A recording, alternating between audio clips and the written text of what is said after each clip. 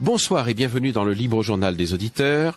Chers auditeurs, ce soir, mon invité, Laurent Glosy, et j'ai tout dit. Je le laisse parler. Laurent Glosy, qui est l'auteur de nombreux ouvrages, l'un des derniers, mais pas seulement le dernier, mais l'un des derniers concernait les Illuminati, et nous allons, j'allais dire, reparler certainement des Illuminati au cœur d'une émission beaucoup plus large. J'ai voulu intituler cette émission la mondialisation, ce qui veut tout dire et ne rien dire. On pourra peut-être redéfinir les termes, enfin ça les auditeurs sont assez habitués sur notre antenne. La mondialisation, complot ou réalité, car nous allons voir que un certain nombre de faits historiques convergent vers une théorie que l'on peut admettre aujourd'hui. Et Laurent Glosy vient nous présenter un livre sur lequel vous allez nous expliquer, Laurent, d'ailleurs, quelle a été votre intervention, etc. Vous nous présentez un livre de Robin de Ruyter avec en co-auteur Fritz Springmeier. Ce livre s'appelle « Les 13 lignées sataniques, la cause de la misère et du mal sur la terre ». C'est ce qu'on appelait les livres jaunes, et il s'agit du numéro 7, et on le trouve au Mera Publications. Sujet qui est toujours sujet précisément à polémique aujourd'hui.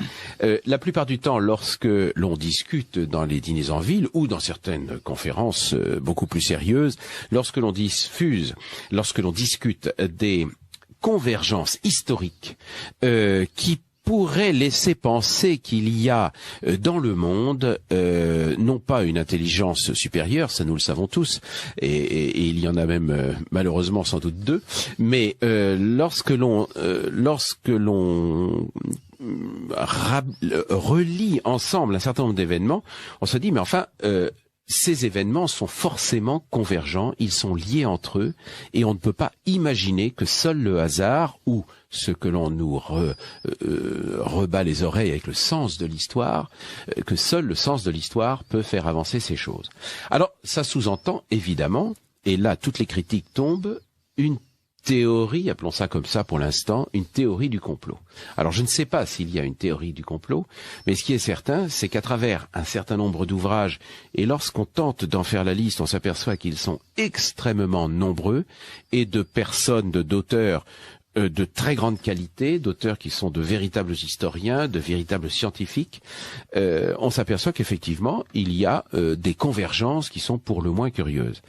Et aujourd'hui, Robin de Ruyter et son co-auteur Fritz Springmeier et Laurent Glosy d'ailleurs pour la partie française, vous allez nous l'expliquer, ont en quelque sorte synthétisé toutes ces connaissances, et là on découvre effectivement qu'il y a au moins une volonté particulière sur ce fameux sens de l'histoire.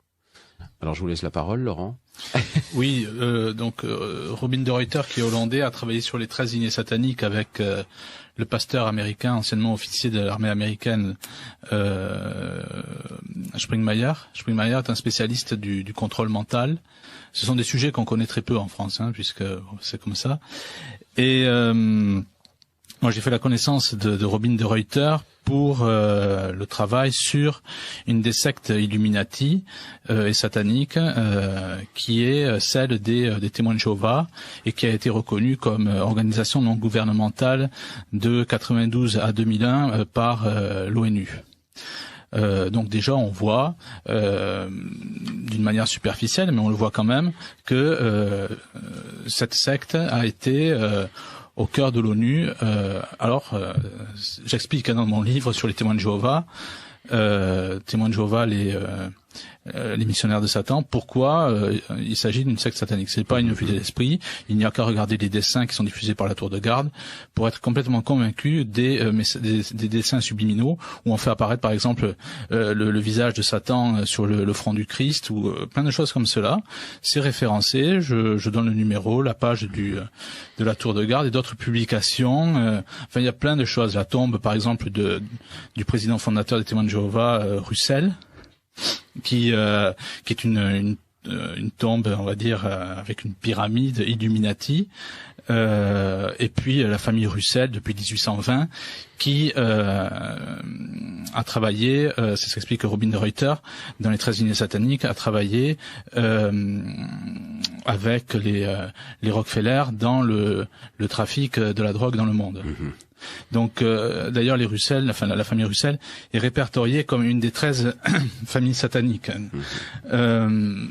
Donc déjà on voit effectivement de par sous cet angle déjà il y a une forte suspicion sur une identité, une activité satanique, d'autant plus que les témoins de Jéhovah sont vraiment touchés par la pédophilie. Ça va ensemble. Et tout ça bien sûr en France on n'en sait rien. Alors, pardon, je vous interromps juste une minute parce que on n'en sait rien. Oui, c'est comme le reste. On n'en sait rien si on ne veut pas savoir. Oui, et puis bon, il y a personne qui divulgue dans quels que soient les milieux. Moi, j'ai vu quand j'ai voulu diffuser ce livre-là, quels que soient les journaux, on ne se risque pas trop à étendre ce genre de théorie.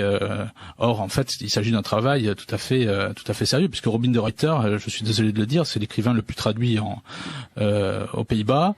Et j'ai travaillé aussi avec d'autres personnes, bon, tout à fait autorisées, enfin, tout à fait sérieuses. Voilà. Alors c'est ce que je laissais entendre au début de l'émission, mais vous allez préciser tout ça évidemment. J'ai tenté moi dans ma propre bibliothèque, qui n'est pas, qui est conséquente, mais enfin il y en a d'autres qui sont certainement très supérieures. J'ai quand même tenté de reprendre à travers un certain nombre d'ouvrages, donc que j'ai lus au cours de l'histoire. Alors d'une façon certainement assez disloqué, si je puis dire, au moment de la sortie de ces livres. Et puis, en rassemblant toutes ces informations, on finit par se rendre compte que tout converge. Alors même si ça n'est pas tout à fait dit de la même façon, même si ça n'est pas aussi cohérent, même s'il n'y a pas une notion synthétique des informations, on finit par se rendre compte. Enfin, j'ai découvert, par exemple, j'en ai fait la liste. J'ai au moins dans une bibliothèque j'allais dire, j'ose pas dire de l'honnête homme au sens de l'époque de Louis XIV, naturellement. Mais enfin, vous allez dans tous les bouquins d'Henri Coston. Oui. Vous allez piocher dans les livres de Paul Virion. Vous allez dans les livres de Rémi Coffert, qui est très contemporain. Vous allez dans des livres de Auguste Cochin, qui sont un peu plus lointains, Christian Lagrave, Jacques Duperron, dans tous les ouvrages de Renaissance catholique, qui parlent peu ou prou de ces éléments dont on va parler et dont parle évidemment Robin de Ruyter, mais aussi évidemment l'abbé Augustin Barbel. Oui, tout à fait. Avec ses mémoires pour servir à l'histoire du jacobinisme, qui sont ressortis chez DPF. De Lassus, Monseigneur de Lassus, avec Oui, je vois ce que vous voulez dire. On va le dire dans un instant. La conjuration antichrétienne. Voilà. Conjuration. Mais alors, j'ai découvert également, j'ai relu, enfin un peu rapidement, mais un livre tout à fait intéressant. Vous parliez de la manipulation mentale il y a un instant. Les armes secrètes de la CIA, c'est paru dans la collection Point, qui est une collection de livres de poche que l'on trouve partout dans toutes les librairies, le numéro 1772 de septembre 2007, où il traite précisément du MK Ultra et de toutes ces méthodes, et c'est Gordon Thomas qui le révèle. Seulement, évidemment, toutes ces informations sont disparates, toutes ces informations sont données à petite dose ici ou là, et il est nécessaire de faire une synthèse pour précisément comprendre la convergence. Oui, à ça. Bon, ensuite, le problème, c'est que bien souvent, on parle de ces techniques comme des techniques du passé. Or, en fait, il faut savoir que le MK Ultra ou le plan Monarque, toutes ces techniques effectivement du contrôle mental qui sont entre les mains des 13 lignées sataniques, où on a des informations tout à fait précises, puisque Springmeier travaille avec une des filles dont effectivement d'une personne qui fait partie des trois piliers du contrôle mental, c'est-à-dire Wheeler. Et enfin Wheeler, c'est un homme de l'état-major américain pendant la guerre du Vietnam, et sa fille Cisco Wheeler travaille sur la déprogrammation des personnes programmées avec le pasteur Springmeier. Donc on sait énormément de choses sur ces sujets-là, d'autant plus que il y a aussi un chirurgien aux États-Unis qui a travaillé sur ce thème. Il s'agit du professeur Leir, L-E-I-2-R, et qui a opéré des gens qui entendaient des voix. Il s'est rendu compte que derrière l'oreille ou quelque chose comme ça, il y avait des petites plaques métalliques, et ces personnes avaient en commun, donc ces victimes avaient en commun le fait d'avoir rêvé d'être kidnappés, abductés, par des extraterrestres. Et donc il y avait des milliers comme ça de personnes, et donc il y a des médecins qui se sont intéressés aussi. Il y a eu un article dans Le Monde en 2008. Tout ça, je l'ai traité dans mon livre sur les extraterrestres et messagers du New Age. Je vous explique que les extraterrestres n'existent pas, mais ces personnes, lorsqu'elles sont placées en état d'hypnose par des psychologues, racontent effectivement un traumatisme avec des sueurs, des signes extérieurs de peur, qui démontrent très clairement qu'elles ne mentent pas. Mais en revanche, elles n'ont jamais ramené un souvenir de l'espace, de soucoupe volante ou autre. Donc on en est à la réflexion de programmation, de techniques pour implanter des faux souvenirs dans la mémoire de l'homme. Oui.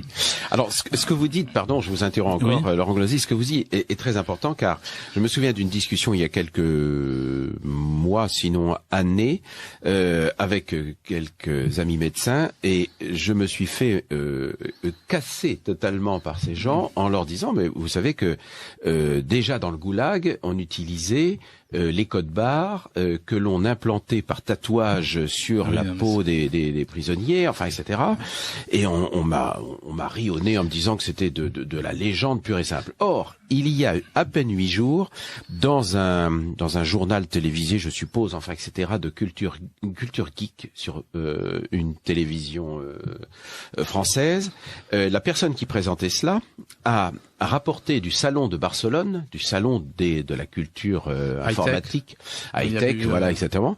Il a rapporté effectivement une sorte de petite gélule qui est présentée naturellement comme quelque chose de tout à fait extraordinaire. C'est moderne, c'est nouveau, ça va, que l'on implante sur le haut du crâne, que l'on peut implanter sur le haut du crâne des patients, et dans lequel il se trouve, il y a des circuits imprimés, enfin, etc. Donc toutes les informations concernant ce patient, cette personne plus exactement, parce que c'est pas une personne malade naturellement, toutes les informations sont contenues dans cette petite gélule qui est ultra plate. Quand je dis gélule, c'est quelque chose qui est invisible sous la peau.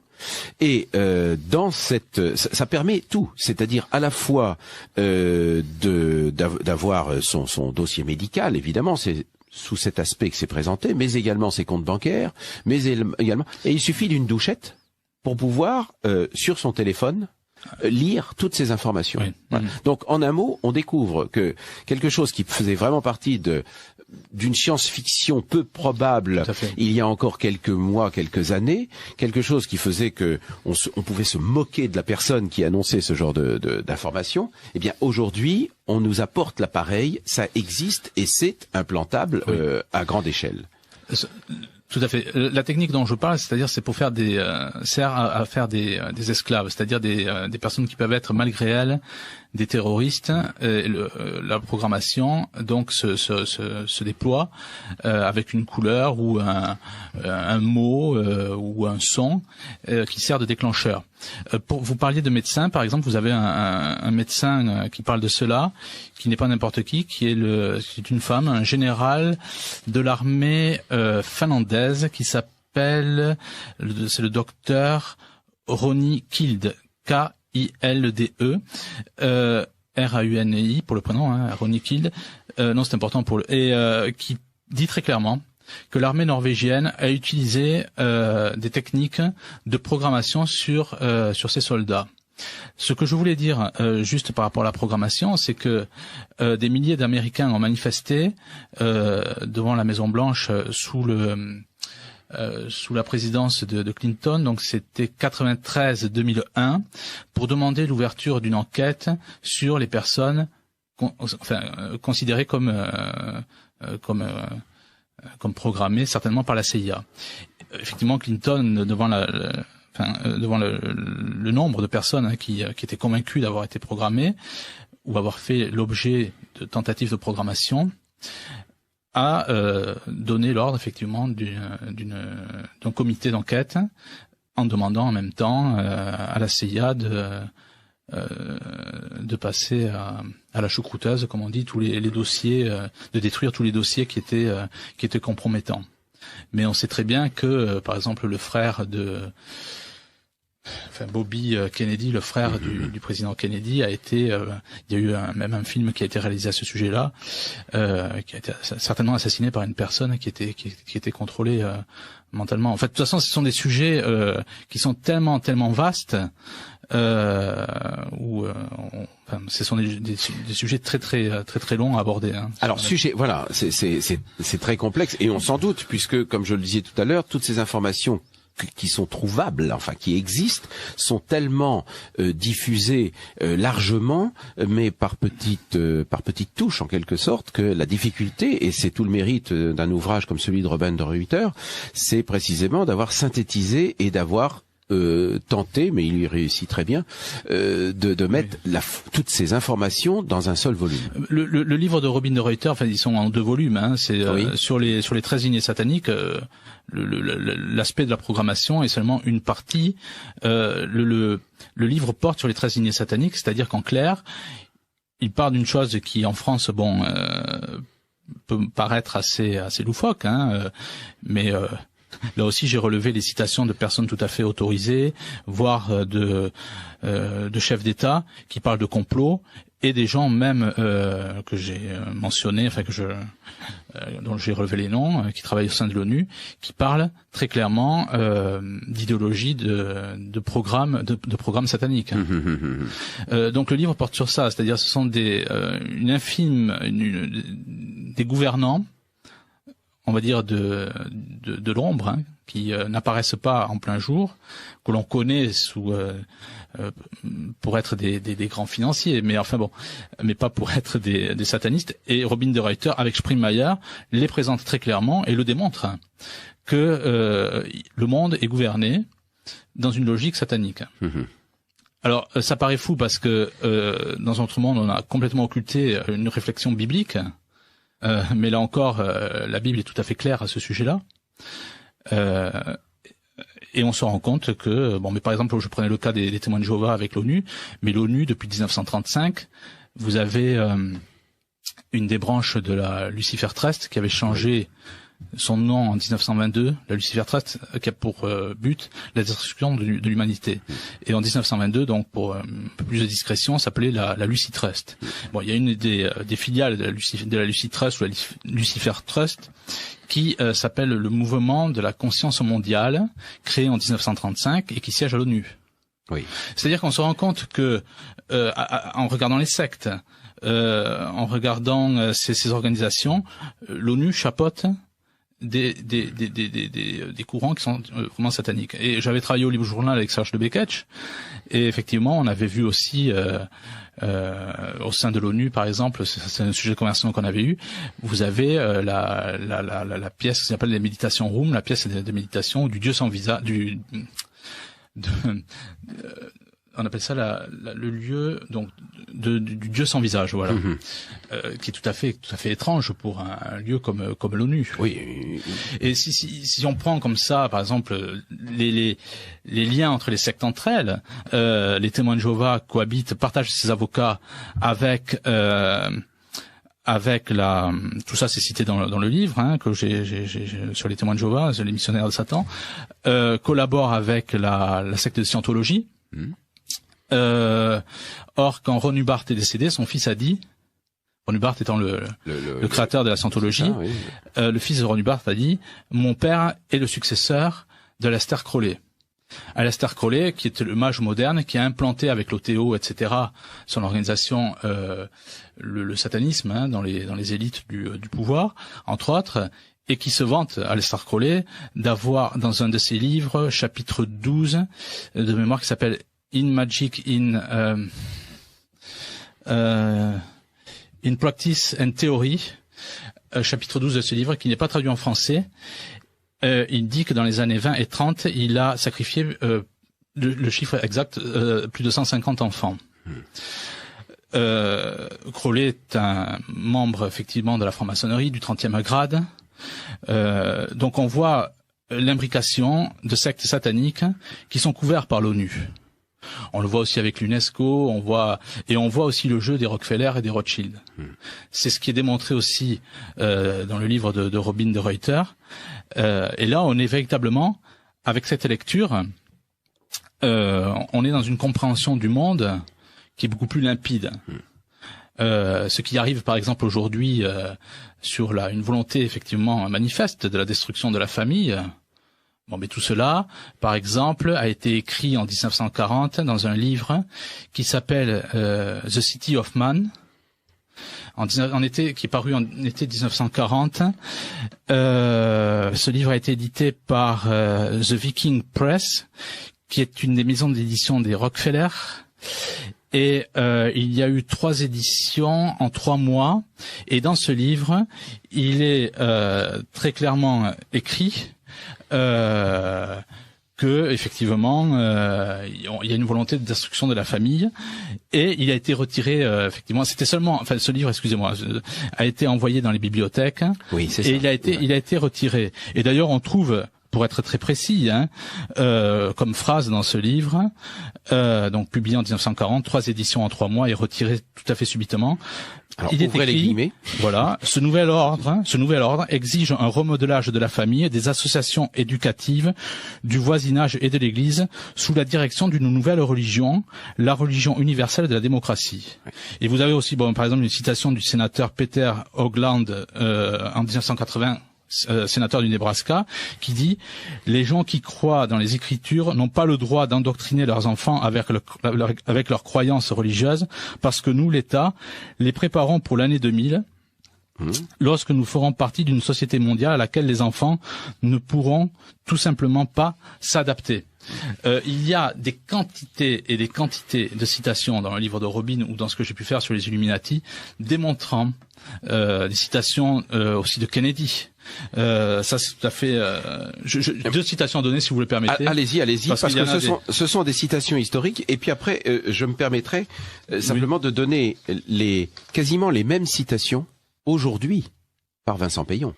Oui, vous voyez, car nous sommes à 2 mots à 2 mots de vocabulaire près, nous sommes exactement dans le même état d'esprit. Tout à fait. Alors citez s'il vous plaît. Alors j'en ai une quantité phénoménale, mais je prends les Kennedy, par exemple, au cours d'une conférence à l'hôtel Waldorf Astoria de New York, le 24 avril 1961, au sujet d'un gouvernement secret dans les coulisses de la politique mondiale. Il dit « Nous sommes confrontés dans le monde entier à une conspiration monolithique et impitoyable qui compte principalement sur des moyens secrets pour étendre sa sphère d'influence par l'infiltration plutôt que l'invasion, la subversion plutôt que les élections et l'intimidation au lieu du libre arbitre. C'est un moyen qui nécessite énormément de ressources humaines et matérielles dans la construction d'une machine étroitement soudée et d'une efficacité remarquable. Elle combine des opérations militaires, diplomatiques. Ces ramifications sont occultées et non publiées. Ces erreurs sont enterrées et ne font pas les gros titres. On fait taire ces dissidents, on ne les glorifie pas. Aucune dépense n'est mise en question, aucune rumeur n'est imprimée, aucun secret n'est révélé. » Voilà ce que disait Kennedy. Si ça, ce n'est pas, je veux dire, une déclaration sur l'existence d'un complot, et puis très rapidement aussi, une déclaration aussi dans le livre, dans le journal officiel franc-maçon de Leipzig du 24 décembre 1864. Ça c'est pour répondre aux personnes qui ne croient pas aux Illuminati, c'est-à-dire on retrouve le même programme des Illuminati à l'heure actuelle, celui qui a été découvert lorsque les Illuminati ont été confondus en 1785. Tout simplement parce que il y avait un prêtre défroqué qui s'appelait Lang qui a été foudroyé et la police de Bavière a découvert les plans. Les documents, voilà. Voilà. Et puis il y a eu chez von Zwack l'avocat de Weishaupt, celui qui a créé sur les ordres de Rothschild, qui a créé l'ordre des Illuminés. On a retrouvé des plans de complot pour des faux sceaux, c'est-à-dire pour effectivement estampiller des lettres ou tout plein de plans démoniaques. Donc dans ce journal, il est clairement donc 100 ans, on va dire, après la chute des Illuminati, il est écrit, voilà. Tous les bouleversements en Italie depuis l'année 1790 jusqu'aux événements remarquables les plus récents ont été l'œuvre de l'alliance des Illuminati. Après tout, les Carbonari ne sont-ils pas ses fils? De nombreuses constitutions élaborées par les francs-maçons déclarent seulement qu'il convient aux francs-maçons de se soumettre d'une manière pacifique à ces lois afin de ne pas éveiller les soupçons des tyrans. Et quand on lit, par exemple, aussi Weishaupt, quand il écrit le Testament de Satan, ou quand on lit aussi le chef des Illuminati, alors ça c'est en 1770, mais quand on lit aussi Pike en 1871, dans un livre qui s'appelle Morals and Dogma, les deux écrivent que le dieu de la franc-maçonnerie est Satan. C'est ça. Et Pike ajoute... Pike, qui est un des 33e degré, qui est un général sudiste, voilà, considéré que d'ailleurs comme un homme effroyable et cruel, écrivait que la franc-maçonnerie est un sphinx et il faut faire croire aux personnes qui n'appartiennent pas à son élite, avec des fausses interprétations, des symboles et autres, que donner toute une autre interprétation que celle de d'un ordre luciférien. Et vous l'avez à l'heure actuelle, par exemple, vous avez aussi un homme qui est sorti de l'église de Satan, qui s'appelle Bill Schnoebelen, qui dit très clairement dans ses conférences aux États-Unis que tous les francs-maçons ne sont pas satanistes, mais que tous les satanistes sont francs-maçons. Et des cas comme ça, je veux dire, j'en ai plein. Et ça, on trouve ça sur YouTube. Aujourd'hui, il y a des sites qui diffusent les conférences de ce Schnoebelen, par exemple. Qui sont traduites en français. Qui sont traduites en français, exactement. Oui. Et là, on en reparlera au sujet des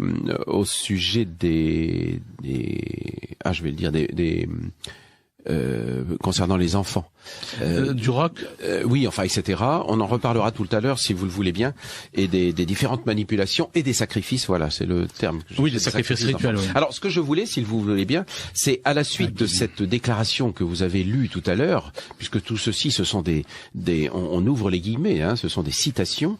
Lorsque vous parliez tout à l'heure de la religion qu'il fallait modifier, enfin, etc. Alors, je voudrais simplement, pour vous dire toute l'actualité, ce ne sont pas simplement des textes qui datent d'un siècle ou d'un siècle et demi, toute l'actualité de cette vision du monde, c'est Vincent Payon dans son livre intitulé « La Révolution française n'est pas terminée » qui prévient, et je cite, en ouvrant les guillemets, « La Révolution française est l'irruption dans le temps de quelque chose qui n'appartient pas au temps, c'est un commencement absolu, c'est la présence et l'incarnation d'un sens, d'une régénération et d'une expiation du peuple français. » 1789, l'année sans pareille, est celle de l'engendrement par un brusque saut de l'histoire d'un homme nouveau. La Révolution est un événement métahistorique, c'est-à-dire un événement religieux. La Révolution implique l'oubli total de ce qui précède la Révolution, et donc l'école a un rôle, ça c'est un texte d'aujourd'hui, hein, bien évidemment, l'école a donc un rôle fondamental, puisque l'école doit dépouiller l'enfant de toutes ses attaches pré-républicaines pour l'élever à devenir citoyen. Et c'est bien une nouvelle naissance, une transsubstantiation qui opère dans l'école et par l'école, cette nouvelle Église avec son nouveau clergé, sa nouvelle liturgie, ses nouvelles tables de la loi. Il y a sur le site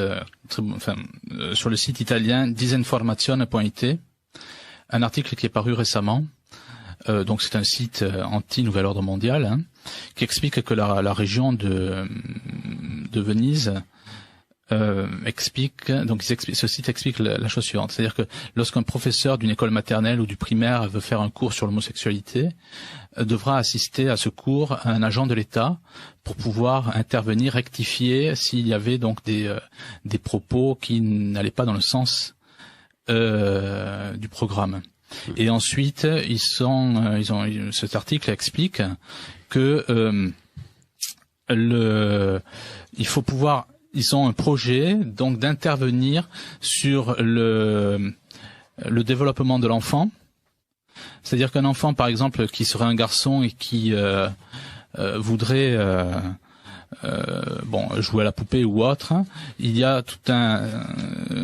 faudrait intervenir par un moyen médicamenteux pour bloquer le développement masculin et faire naître une sensibilité, une croissance féminine.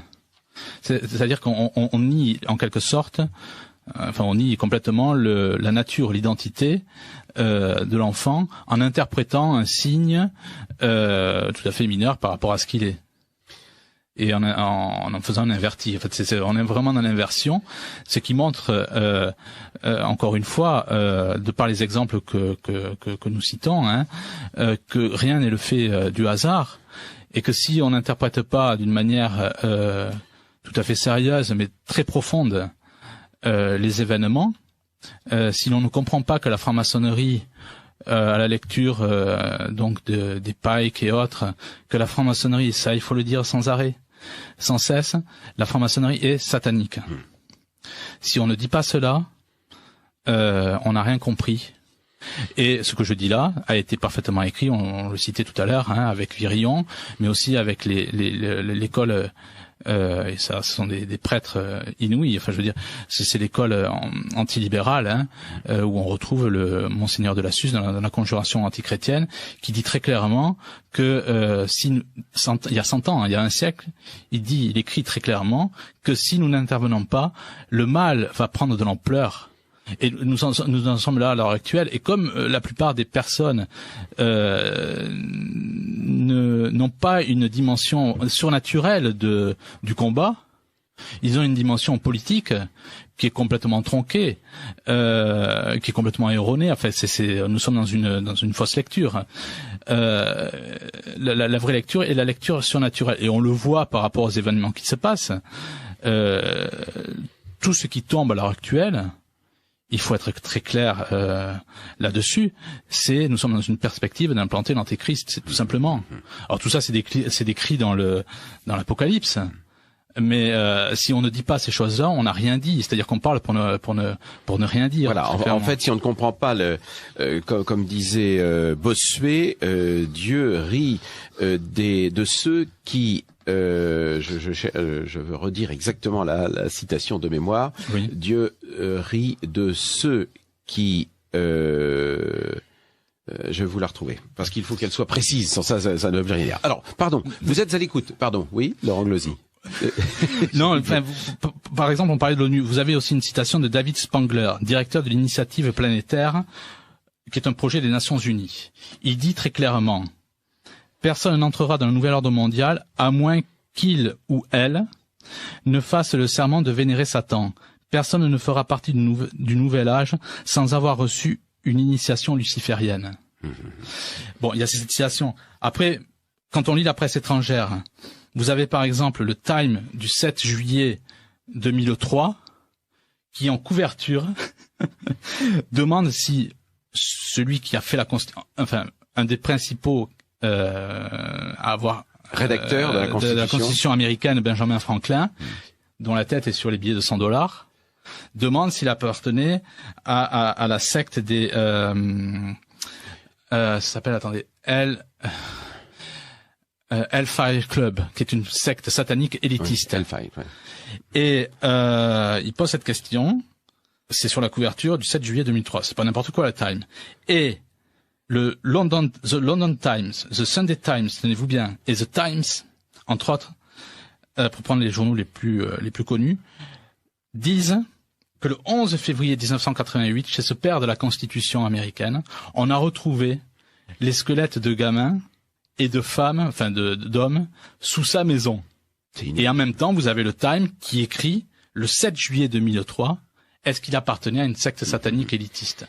Vous avez à l'heure actuelle, par exemple en juillet-août 2000, ce journaliste texan qui est allé dans le Bohemian Club, où vous avez des simulations d'enfants offerts au feu, des simulations de crimes rituels.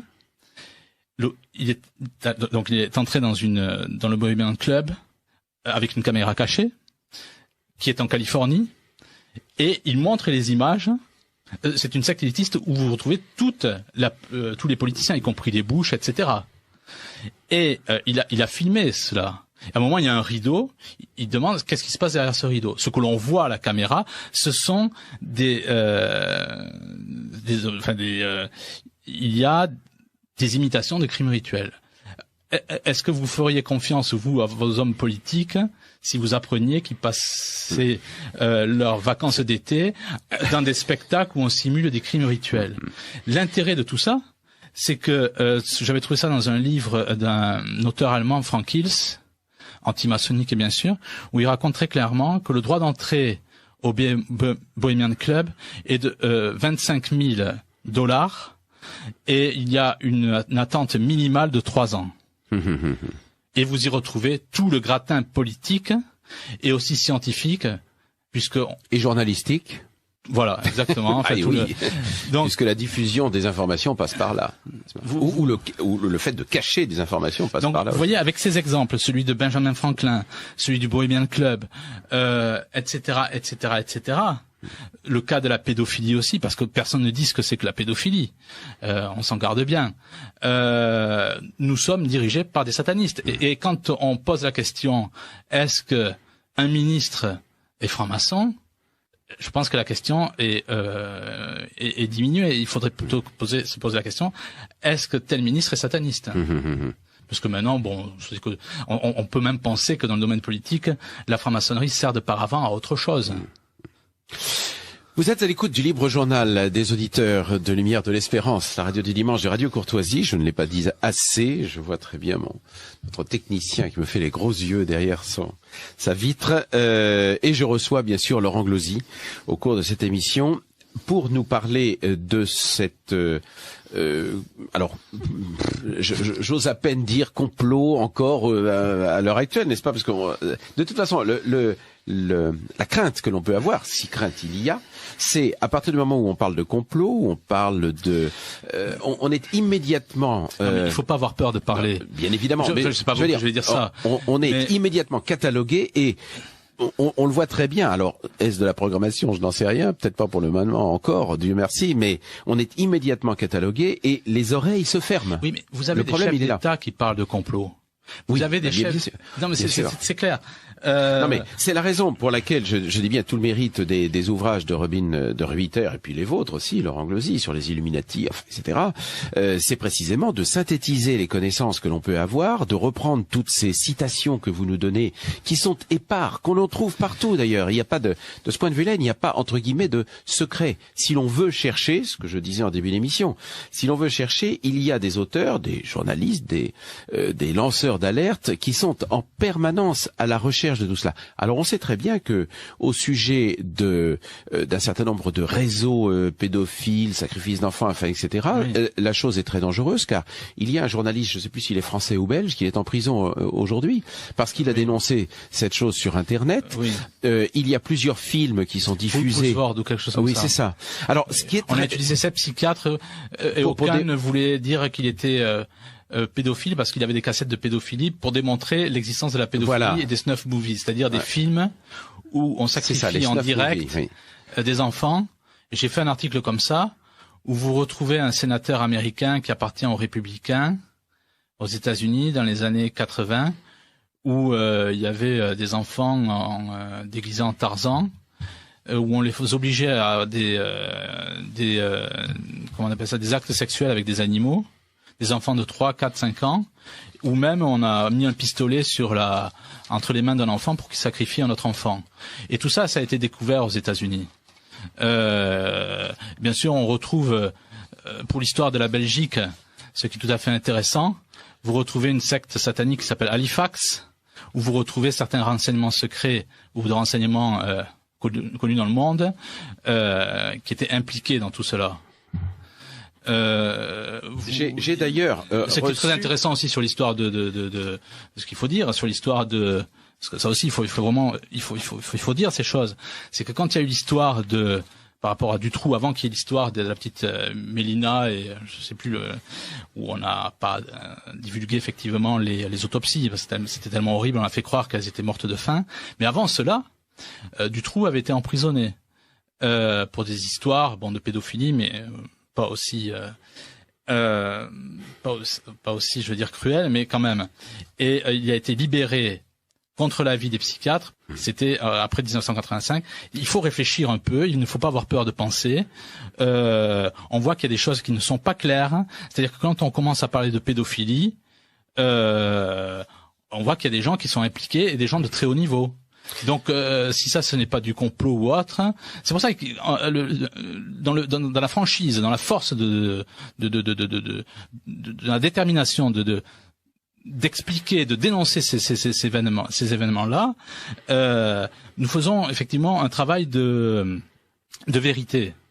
Et il y a de plus en plus de gens qui sont convaincus effectivement de l'existence de ces complots sataniques. On peut par exemple aller sur un site, c'est un auditeur qui me l'a signalé, j'ai sa lettre sous les yeux, je le remercie d'ailleurs car il signe son courrier en plus, et puis depuis on a reçu d'autres messages, d'autres courriels de cet auditeur, et il réagissait à la suite de l'émission que j'ai eu l'occasion de faire ici même avec Farida Belgoul, Claire Sévrac, etc. Personne très bien. Voilà, et avant-hier, il y avait d'ailleurs une conférence que j'avais annoncée ici à Montreuil, une conférence qui a connu un succès absolument extraordinaire, non pas inattendu, mais tout de même très extraordinaire. Et au cours de cette conférence, Claire Sévrac en particulier nous a parlé comme vous pouvez le faire ici d'ailleurs, et comme elle l'avait fait à ce même micro, sur ces manipulations, sur le but réel de ces réseaux, et ça c'est tout à fait nouveau.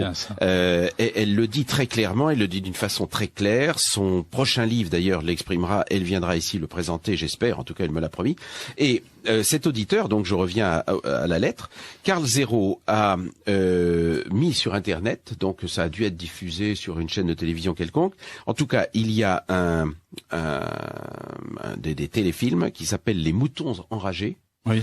Et donc ce sont des vidéos que l'on peut voir.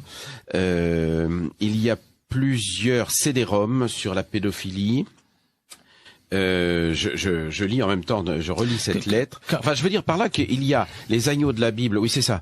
Ça, c'est Bill Bowen qui est. Oui. C'est un ancien témoin de Jéhovah qui a découvert dans les archives des témoins de Jéhovah plus de 27 000 cas de pédophilie, et il explique que ces cas ne font pas comment dirais-je l'objet d'une enquête, parce que les témoins de Jéhovah sont protégés, et pour cause. Ce sont des gens qui appartiennent aux Illuminati.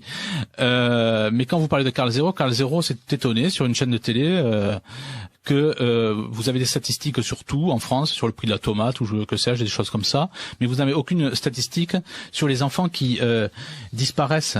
Or, aux États-Unis, par exemple, il y a 10 ans, il y avait plus de 60 000 enfants qui disparaissaient définitivement. En Italie, on en est, je crois, par an à plus de 2000. Et en France, on n'a aucune statistique. C'est quand même curieux, non ? Oui, mais c'est. Alors, je me permets de faire non pas une petite pause. On continue bien évidemment dans ce libre journal des auditeurs, mais lire les très nombreux messages qui nous arrivent, si vous le voulez bien, sur Anglesie. Alors, on va revenir peut-être sur un certain nombre de choses. Tout d'abord, un auditeur nous dit, oui, on va régler le problème des codes-barres et des billets de banque. Un auditeur nous dit, j'ai entendu il y a quelques années que des codes-barres étaient apposés sur les billets de banque pour qu'ils soient dépensés immédiatement. Je ne voulais pas y croire et maintenant je m'interroge. Je ne sais pas si le code-barre a cette influence sur les gens. Ce qui est certain, c'est que le code-barre, bon, on sait ce que c'est le 666. Oui, c'est la logique du. Oui. Voilà. Et donc là aussi, il y a des textes bibliques qui en parlent. C'est pour ça que sur mes livres, on ne trouve jamais de code-barre. Et voilà. Donc, vous n'êtes pas distribué. Ah si, mais je ne mets pas le code-barre. Voilà. C'est-à-dire que je préfère avoir. Parce qu'aujourd'hui, le code-barre est absolument partout. Je passe. Par contre, ce que l'on peut voir, pour répondre à l'auditeur rapidement sous votre contrôle, mais ce que l'on peut voir effectivement sur les billets et essentiellement sur les, je ne sais pas sur les euros s'il y a des codes-barres d'ailleurs, je n'ai pas fait attention, mais sur les billets américains, ce qui est certain aux États-Unis, c'est que tous les symboles maçonniques sont sur les billets. Oui, même sur l'euro, hein. Même sur l'euro. J'ai pas trop fait. Vous avez tout un tas d'interprétations sur l'euro avec. Enfin bon. Oui, tout à fait. Bon. Un auditeur vous demande, vous souvenez-vous du suicide collectif qui a eu lieu en Guyane en 1977? Le mettriez-vous dans un phénomène satanique? Et la secte Moon, vous êtes-vous intéressé à cette secte? Oui, c'est intéressant. La secte Moon a aussi des relations. On en avait parlé dans le domaine du Front National. D'ailleurs, c'est assez intéressant parce que on disait, je crois, en 85. si j'ai bonne mémoire, qu'il y avait deux députés, je crois, de la secte Moon. Alors, ce qui est intéressant, c'est que la secte Moon est financée par la Chase Manhattan. C'est ce qui est écrit dans un des livres de Robin de Ruyter. Et la Chase Manhattan, effectivement, c'est la plus grande banque au monde qui appartient au Rockefeller. Donc, il se sert effectivement de par ce biais. Quand on parle des institutions qui font la politique dans le monde, comme le Bilderberg, vous y retrouvez des pseudo-nationalistes comme Blauer, comme des gens comme ceux-là. Et pour participer au Bilderberg, c'est-à-dire que vous avez effectivement donné toutes les garanties d'exécuter les plans des Illuminati. Voilà. Voilà, c'est clair. Et tout ce qui est à côté, c'est du baratin. C'est-à-dire en tout cas, c'est caché, et ça reste caché, et pour cause. Mais le Bilderberg, oui, est caché parce que bon, déjà, ça a été, on sait que ça a été fondé par les Rockefeller, par l'intermédiaire du prince Bernard de Lippe, qui était le mari de la princesse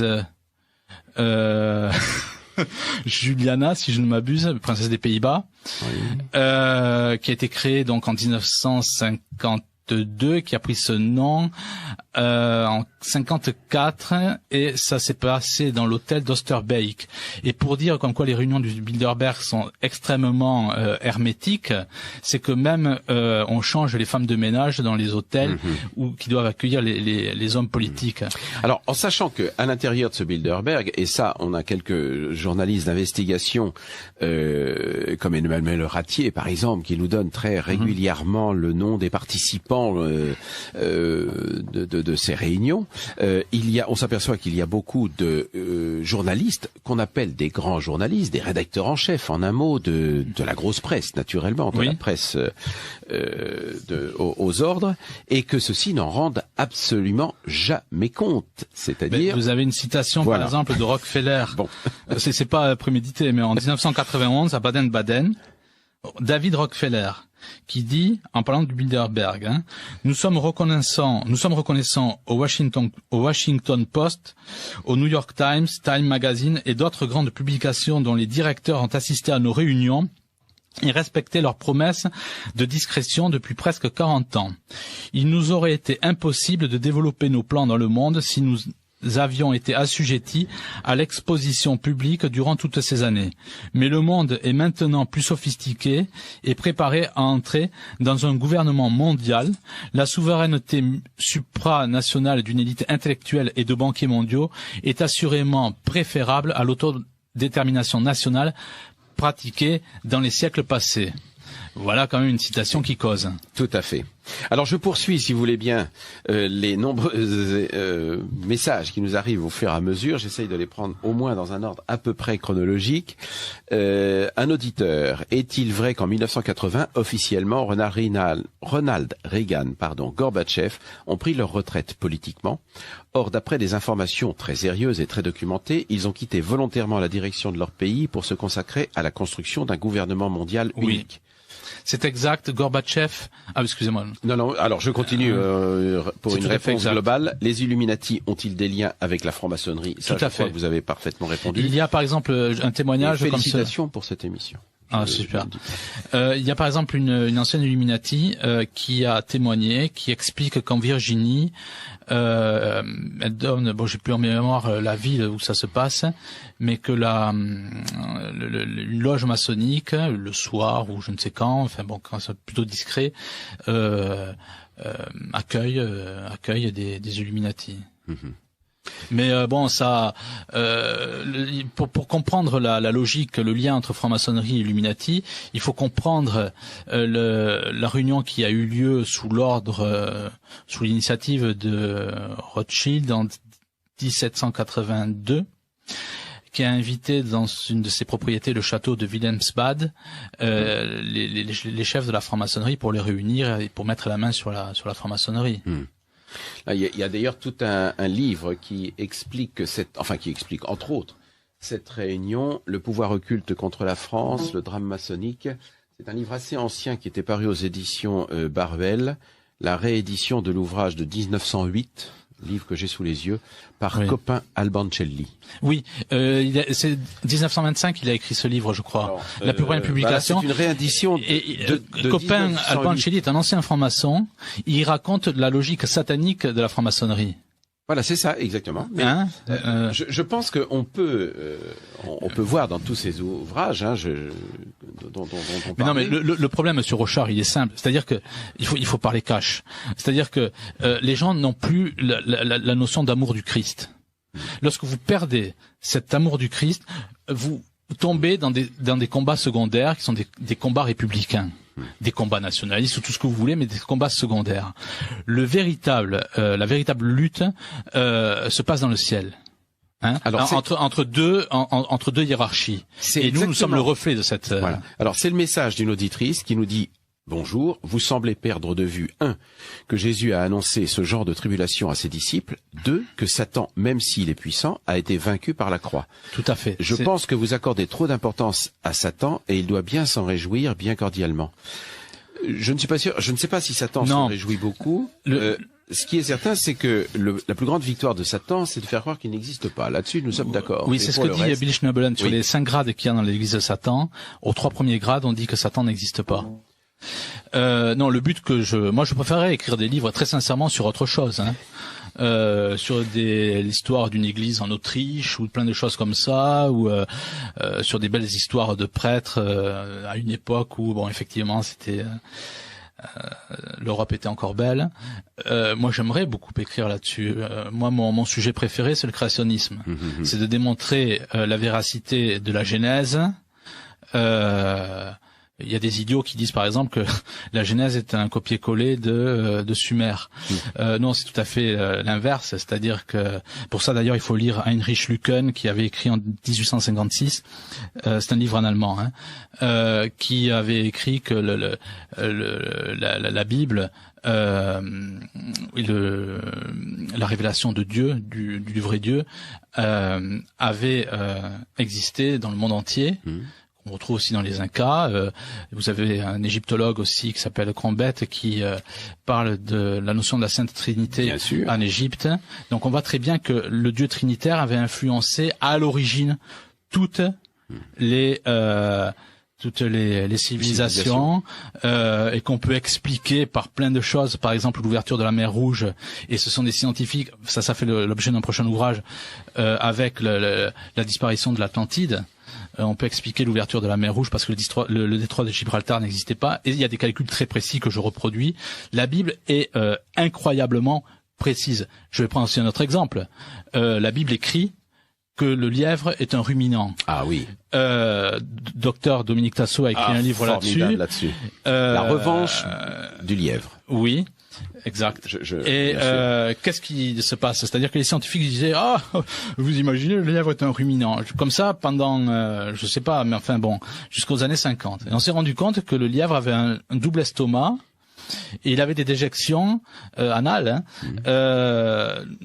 qui était double, c'est-à-dire que la première déjection n'était pas définitive. C'est une boulette, voilà. Voilà, et il a remangé. Ouais, et les scientifiques, c'est-à-dire que ce que écrit la Bible pendant 2000 ans avant, les scientifiques s'en sont rendus compte en 1950. Et des cas comme ça, j'en ai, mais alors, c'est incroyable. Ça répond d'ailleurs un peu rapidement, mais ça répond quand même au message d'un auditeur qui dit: comment pouvez-vous avoir raison contre la communauté des historiens scientifiques, Monsieur Glosy? Mais en fait. Alors là-dessus, je vais répondre tout de suite. Je vous coupe. Si vous je connais quelqu'un qui s'appelle. D'ailleurs, c'est traduit en français. Certaines de ses interventions sont traduites en français. C'est un Américain. C'est un pasteur ou un évangéliste indépendant qui parle aussi du nouvel ordre mondial, qui s'appelle Kent Ovint, physicien donc de formation. Et Kent Ovint avait un tort, c'est qu'il était très fort. Et il expliquait la Genèse par rapport à la science. Et un jour, on a fait un débat aux États-Unis où on l'a opposé à Dawkins. Dawkins qui appartient aux Brights, c'est une forme de franc-maçonnerie pour les scientifiques qui veut dire les illuminés. En tout cas, Dawkins, qu'on considère comme un grand cerveau, a débattu contre ce créationniste, docteur Kent Ovint, Kent Ovint l'a complètement ridiculisé devant des millions de téléspectateurs américains. Il a pris une raclée monumentale, l'évolutionniste Dawkins. Petit problème aussi, c'est que Kent Ovint, donc qui avait ridiculisé cet évolutionniste, pendant ses meetings, il faisait le tour du monde, etc., a amené des gens à croire en Christ. Vous imaginez un scientifique faire ça? Qu'est-ce qui s'est passé? Ça a été très clair. On lui a inventé une histoire de blanchiment d'argent alors qu'il y avait des revenus très minimes, notamment dans une histoire de construction de dinopark pour les dinosaures, quelque chose de créationniste comme il existe aussi en Virginie. Et on l'a mis en prison, il a pris 7 ans de prison, il doit sortir en 2015 et encore il devra rendre des comptes sur des choses. Ce gars n'est absolument pas corrompu. Le problème c'est que c'est un créationniste. Il a complètement démontré l'exactitude de la Genèse sur tout. Il a ridiculisé, mais c'est pas rien, je vous assure, le plus gros des évolutionnistes, Dawkins. Dawkins répondait à ces questions, je ne sais pas, je ne sais pas, je ne sais pas. L'autre, il a complètement enchaîné. Ça aurait été un ring de boxe, il serait passé par-dessus les cordes, Dawkins. Et ça a été fatal pour Kent Ovint. On peut aussi parler de la ministre des Pays-Bas aussi, qui s'appelle Maria van der Hoeven, qui a été ministre des Pays-Bas de la science en 2005. Science, éducation nationale et culture, je crois. En tout cas, science, éducation. Elle a dit, il faut introduire la notion de créationnisme. Elle avait dit design, intelligent design, dans le programme scolaire. Elle a été une ministre dire ça, vous imaginez?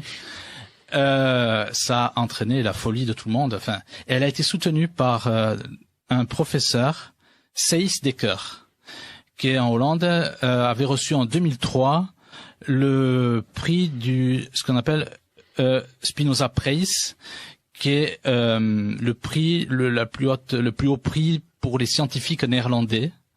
Et ce scientifique, qui est un physicien, avait soutenu dans son initiative Maria van der Hoeven pour le créationnisme, le plus gros scientifique néerlandais. Et après, on va vous dire que oui, non mais c'est l'argument tout à fait classique. On l'opposait de la même façon à Sylvie Simon lorsqu'elle travaillait sur les vaccins, sur les laboratoires pharmaceutiques, sur les mafias pharmaceutiques, qui rejoignent tout à fait d'ailleurs les propos que nous avons là. Hein. C'est un des aspects d'ailleurs de cette mainmise et de cette manipulation des êtres. Où on fait croire que voilà. D'ailleurs, on parlait de Bossuet, l'évêque de Meaux. De Meaux. Au moment enfin, je ne sais pas parler de créationnisme ce soir, mais avant, tout le monde pensait que la Terre avait 6000 ans, conformément à la Genèse, et on a commencé à décaler 2000, 10 000, voire des millions d'années pour arriver à 4 milliards d'années à l'heure actuelle. Et on sait très bien que c'est tout à fait faux. Il y a qu'à regarder par exemple les comètes, l'étude des comètes. Enfin bon, on n'en finirait pas. Ça fait l'objet d'un prochain ouvrage là aussi que je vais publier pour mettre un terme aux inepties du darwinisme, pour revenir à une réflexion scientifique par rapport à la Genèse. Alors, je poursuis parce que on n'arrivera pas au bout de tous les messages qui nous arrivent dans ce libre journal des auditeurs de Lumière de l'Espérance, la radio du dimanche de Radio Courtoisie, qui reçoit Laurent Glosy ce soir. Donc, une auditrice, je vais assez rapidement. Y a-t-il des messages subliminaux dans les émissions de télévision, Internet, iPhone? Oui, bien sûr. Walt Disney, qui était un 33e grade de franc-maçonnerie, qui a fait aussi la promotion du cannibalisme, de par au moins 4 dessins animés. J'explique tout ça dans les Illuminati. Robin de Reuter le fait aussi, qui a dit que le cannibalisme était la révélation de l'être humain. Oui, bien sûr, dans La Petite Sirène ou dans tout ce qui est Walt Disney, il y a des dessins subliminaux sataniques. Voilà. D'ailleurs, Walt Disney n'était pas... D'ailleurs, Walt Disney, pour le dire aussi une chose, à partir de d'autres agences de cinéma comme Touchstone et d'autres, c'est la plus grande firme ou entreprise de pornographie dans le monde. Pornographie, oui, exactement. D'ailleurs, il faudrait, mais ça c'est l'objet ça pourrait être l'objet d'une émission complète. Mais vous voyez, moi dans tout ce qu'on appelle le monde des variétés, le rock, enfin, etc. Il y a toutes sortes de choses. Il faut travailler la question, mais si vous permettez juste une réflexion sur ça. Oui. Vous avez une des 13 familles sataniques qui travaillent dans le cartel de la drogue, qui s'appelle les familles Todd, qui a changé son nom pendant la guerre de sécession, qui s'appelait Collins avant. Et il y a un impresario qui produisait les plus grands artistes dans le monde, qui s'appelait John Todd, qui descendait de ces familles Illuminati. John Todd, comme certains, a refusé effectivement ce rôle d'Illuminati auquel appartenait sa famille et a tout révélé. John Todd a été assassiné. Il a clairement dit que sans l'Église de Satan, la musique, enfin le rock, etc., ne pourrait pas exister. C'est ce qu'a dit aussi Ben Ezekiel, le 3e membre de l'Église de Satan, qui s'est converti en Christ. Et c'est aussi ce qu'a dit le plus grand rappeur américain. Alors John Todd avait dit la musique appartient aux Illuminati. Ben Ezekiel a dit la même chose. Et le plus grand rappeur américain récemment, il y a 10 ans, qui s'appelle DMX, a dit que les Illuminati détenaient tout. Et il s'est mis à inverser les chansons, c'est-à-dire plutôt que de blasphémer le Christ, du jour au lendemain, il a dit voilà, je veux devenir pasteur, je lis la Bible, etc. Et il s'est mis à inverser les paroles, c'est-à-dire qu'il a dit je loue le Seigneur, je pisse sur Satan. Et ça, il a accusé dans des grands shows à l'américaine les Rockefeller d'être derrière toute cette culture satanique. Au bout de quelques mois, ça fait ni une ni deux. On l'a, on l'a attrapé, on l'a mis en prison. Il y avait la presse des gens qui étaient avertis pour montrer effectivement qu'il allait en prison pour une fausse histoire de drogue. Et donc il dit comme ça, voyez, on veut déjà ternir ma réputation avant de m'assassiner. Ils ont fait ça avec Michael Jackson, avec Tupac, etc. Et ils veulent faire ça avec moi. Bon, lui, on l'a pas assassiné. Ce qu'ils ont fait, c'est qu'ils l'ont interné dans un des hôpitaux psychiatriques rattaché au centre pénitentiaire de l'Arizona. Donc bon, je pense qu'ils ont dû faire ce qu'il fallait pour lui transformer le cerveau en soupe. Hein. Mais les plus grands chanteurs, certains ou producteurs, parlent d'Illuminati, parlent des Rockefeller. Voilà, c'est ça la vérité. Tout à fait. Et on voit sur Internet d'ailleurs les questions que l'on se pose sur le suicide entre guillemets de Lina, la jumelle, si je puis dire, la jumelle artistique en tout cas de Lady Gaga. Alors je suis pas au courant. Alors il y a tout un, faudrait que je l'ai, j'ai un certain nombre de, je suis envahi, pardonnez-moi, par les livres et les papiers.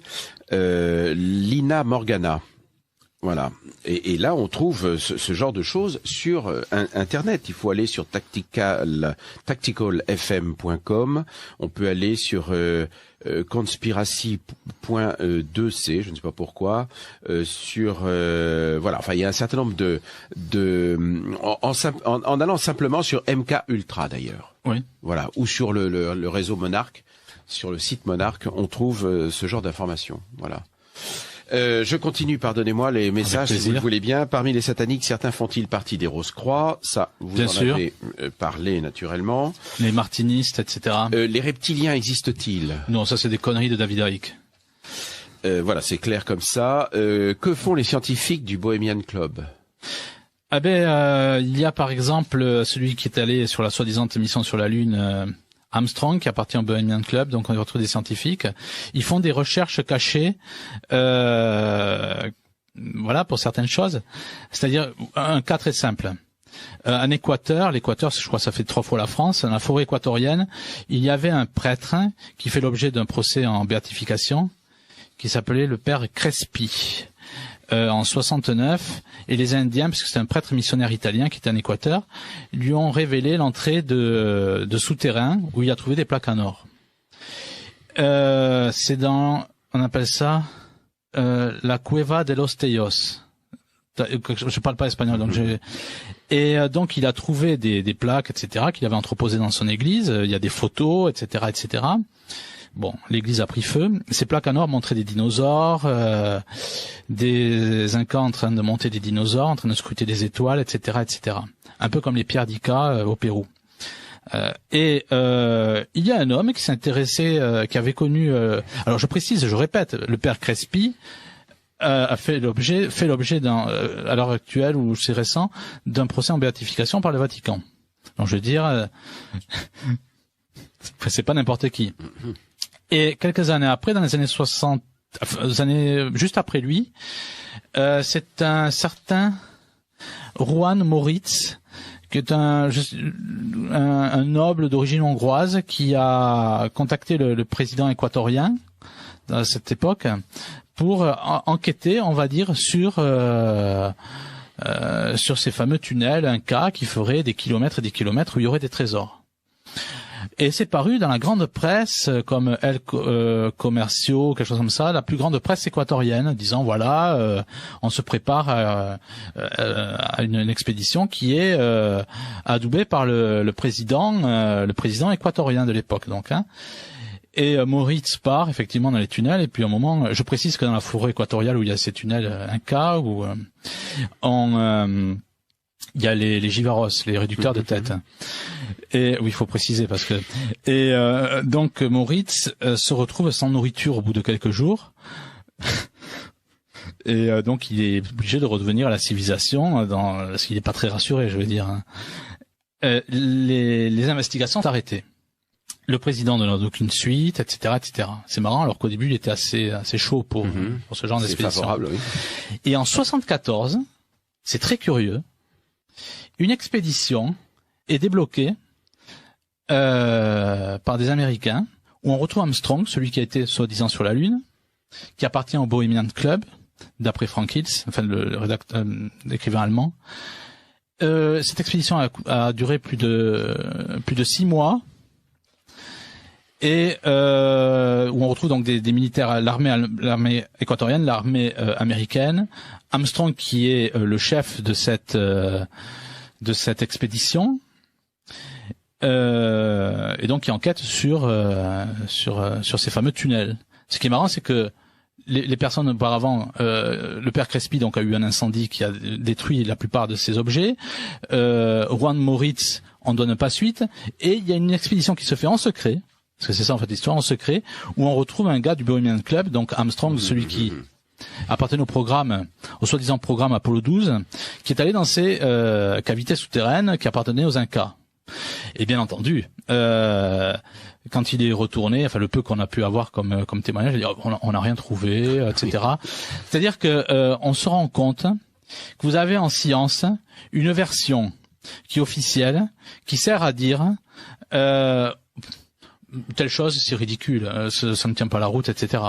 Et quand on fouille un peu, on se rend compte de la chose suivante, c'est que il y a des gens qui appartiennent à des cercles scientifiques secrets, on peut dire, hein, et qui mènent les investigations. Un autre cas très clair, je me suis intéressé aux soucoupes volantes, mais je l'ai fait avec notamment les récits du général Letty par rapport au rapport Cometa. C'est très intéressant parce que là aussi, sur les extraterrestres, auxquels je ne crois pas, on trouve tout et n'importe quoi, ou alors, enfin tout et n'importe quoi, surtout rien de raisonnable, et vous avez aussi des interprétations qui disent voilà c'est de la fumisterie, etc. Mais ce qui est intéressant, c'est que lorsqu'on lit le rapport Cometa du général Letty, qui était un très grand général, 4 ou 5 étoiles, qui était directeur de l'IHEDN, donc l'école l'ancienne école de guerre, oui, des hautes études, de la défense nationale. Il dit, dans le rapport Cometa, que les Rockefeller ont demandé à Madame Galbraith, qui était la femme de l'ambassadeur américain à Paris dans les années 80, de faire une recherche sur les scientifiques qui s'intéressaient à la recherche sur les énergies concernant les ovnis. Ça, c'est dans le rapport Cometa.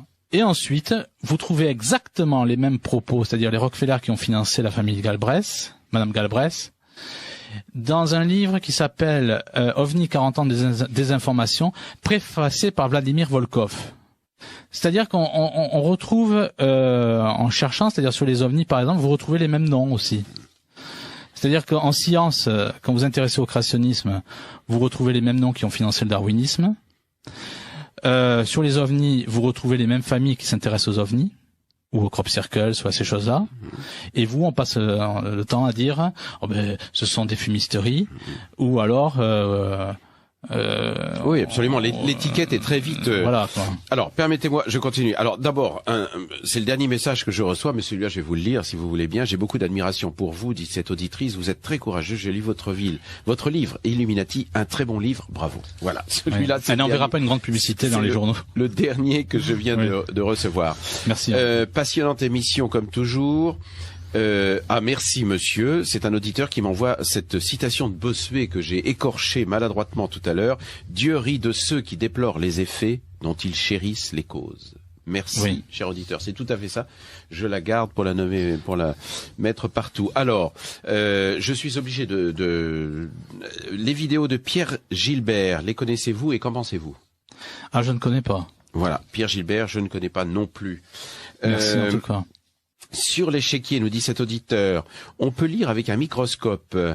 Les rouges et les 2 barres sont constitués par un texte de propagande pour l'Europe. Alors, ouvrez les guillemets, d'après cet auditeur, l'Europe ne se fera pas d'un coup, ni dans une construction d'ensemble, mais par des réalisations concrètes créant d'abord une solidarité de fait. Tout cela est accolé et sans intervalle. Pourquoi cela ?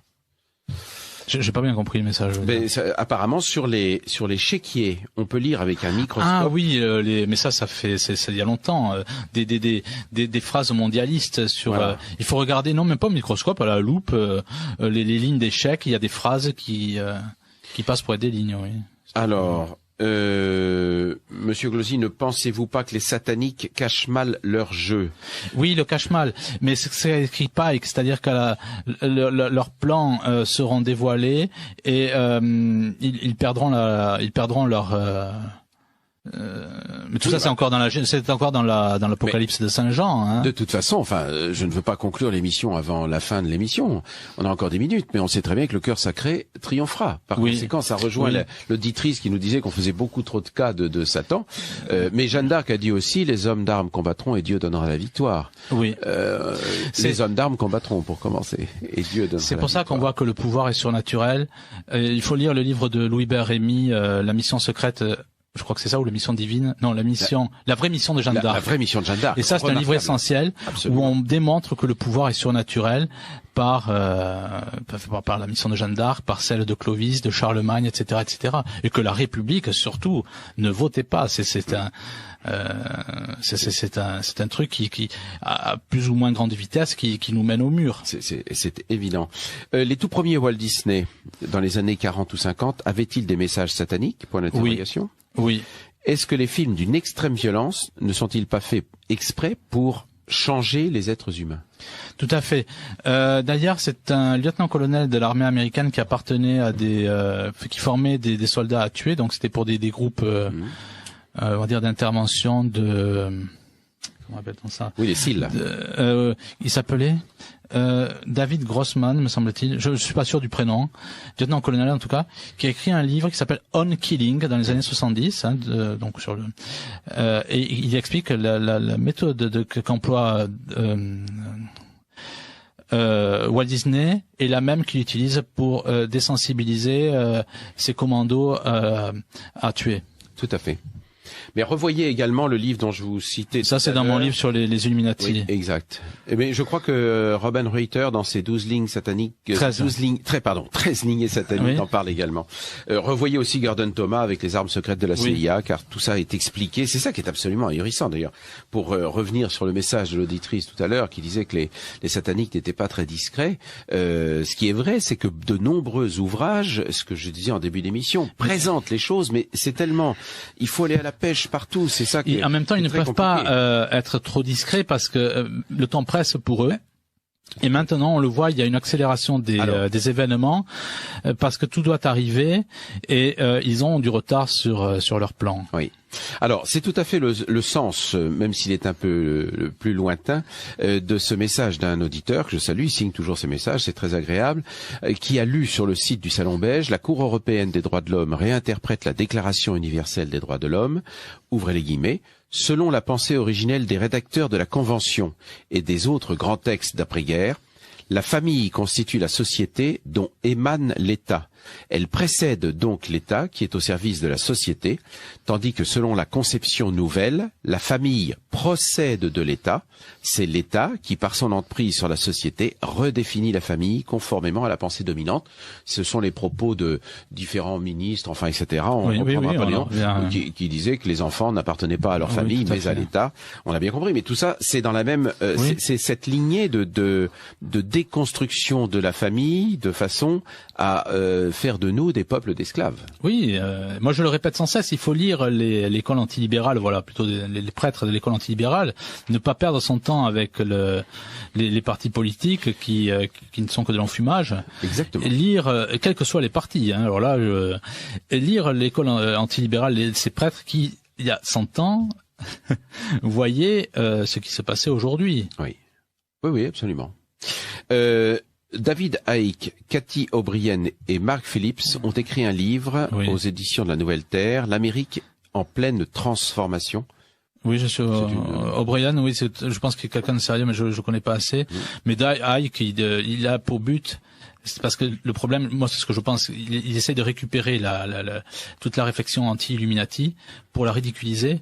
D'ailleurs, Icke raconte des trucs aberrants, style la Lune a été un satellite artificiel, et qui est complètement creux, c'est une sphère métallique, enfin des trucs, c'est de la folie, quoi, je veux dire. Pouvez-vous nous donner la signification du chiffre 47 du code barre, alors de H.I. Keman? Non, je connais pas. Je sais pas ce que c'est. Je connais seulement Apocalypse 47-19, qui donne les tribus. Ouais, c'est ça, qui donne les tribus qui auront le sceau de Dieu. Et parmi toutes les tribus, on ne trouve pas celle de Dan. C'est-à-dire que les prêtres de l'Église pensent que celle de Dan, c'est ce que pensent les satanistes aussi, celle de Dan donnera l'antéchrist, parce qu'elle n'est pas citée comme celle portant le sceau de Dieu. Oui. Et la tribu de Dan étant... voilà, oui. Et donc les satanistes pensent que les mérovingiens viennent de la tribu de Dan et l'antéchrist viendra. Et cette lignée a été préservée par le prieuré de Sion normalement, dans le XIe siècle. Pourquoi les francs-maçons qui ont aidé Napoléon jusqu'à la fin de son règne l'ont-ils laissé tomber ensuite? Là encore, Robin explique ça dans son livre. Là, je suis pas assez calé pour répondre. Je préfère dire les choses réellement. Je pense que Napoléon, avait servi à étouffer le vent de révolution, et ensuite très certainement que le peuple a préféré une monarchie. Enfin, et on a mis des monarques, à l'exception de Charles X, qui voulait plutôt un retour en arrière et qu'on a fait sauter en fait. Voilà. Dégagé assez rapidement. Vous avez oublié de mentionner dans la signature de Walt Disney, on y voit le chiffre 666. Oui, c'est exact, oui. Je continue.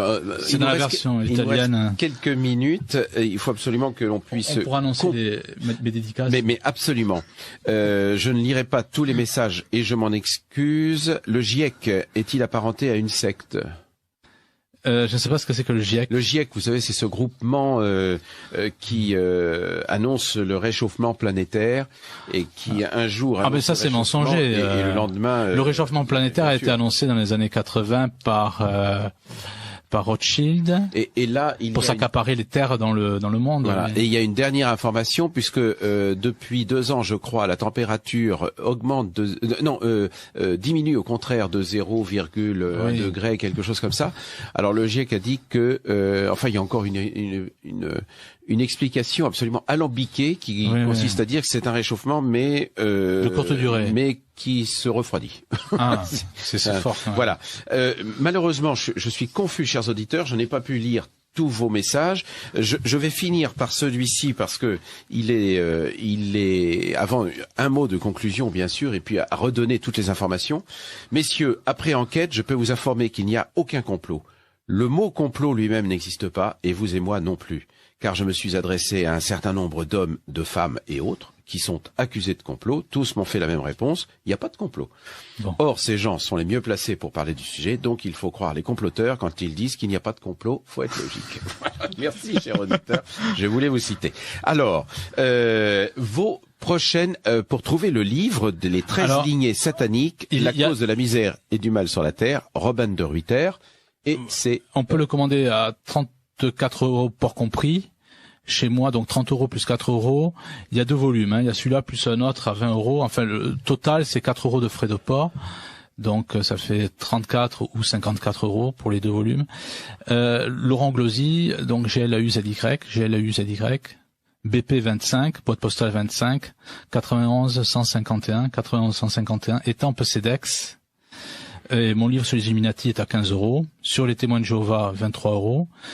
Et je dédicace samedi prochain chez mon ami Thibaut de Chassé.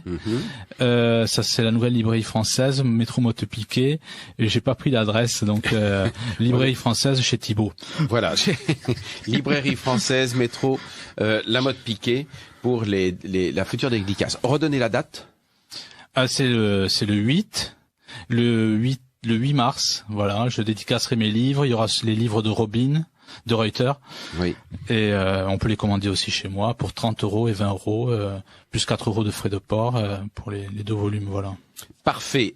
Merci Laurent Glosy. Je vous en prie, avec plaisir. Je vous réinviterai prochainement parce que nous avons beaucoup de messages auxquels nous n'avons pas pu répondre et par conséquent, ça méritera évidemment une autre émission. Et puis, je termine rapidement par une annonce que j'ai reçue au cours de l'émission. La transition énergétique, conférence le 22 mars à 12 h, hôtel Malherbe, place Foch à Caen. 14 000 Caen, et c'est André Pertusio qui donnera cette conférence, la transition énergétique. Vous pouvez avoir renseignements et réservations pour cette conférence au 06 71 02 26 47, 06 71 02 26 47. Merci Laurent Glosy. Merci à vous. Bravo pour la diffusion de ce bouquin, tout à fait passionnant. Merci Radio Courtoisie. Qu'on ne peut que recommander. Robin de Ruyter, Les 13 lignées sataniques. À bientôt